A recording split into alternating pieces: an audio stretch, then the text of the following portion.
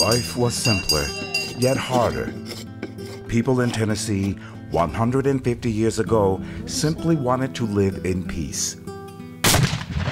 But divisive political arguments brought an explosion of emotions and took young men from farm fields to battlefields. We see it again and again in Tennessee, where families were completely split down the middle, where one went off in one way and one went off the other way, and sometimes even met up on the battlefield. The bitter rivalry of brother against brother was more true in Tennessee than perhaps anywhere in the South. Over the next 4 years, Nashville Public Television and the Renaissance Center, through a series of documentaries, will explore a time in our history known as the Civil War that changed us as a nation forever. It completely changed the social order and the way we viewed ourselves as a people.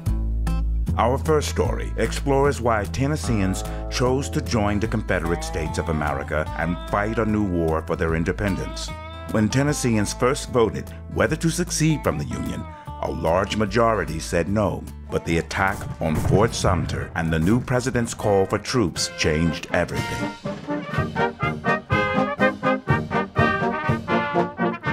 The song Dixieland even now stirs deep emotions. It's a reminder how the power of music could shape the sentiments of a nation. The music of the Civil War is the second story in our documentary series. Sometimes, music brought brief unity. On the eve of the Battle of Stones River, regimental bands from both armies joined together in the playing of Home Sweet Home. Even though all these men knew the next day they would be locked in mortal combat, just for those few minutes, mentally they were all attuned to thoughts that had very little to do with combat. In our third story, we explore how the issue of freeing the slaves, emancipation, became central to the outcome of the Civil War. With great courage, blacks grasped a chance not only to claim their freedom, but to fight for it, and they did so by the thousands. Abolitionists like Frederick Douglass were pushing this movement because they wanted to prove to President Lincoln and to other whites in the North that the Negro should fight to end slavery. While slaves fought to break the chains of the past, women were forced into circumstances that few ever imagined. Women are now left with the full responsibility of the whole family, not just the management of the house, the hearth, the home, and the children.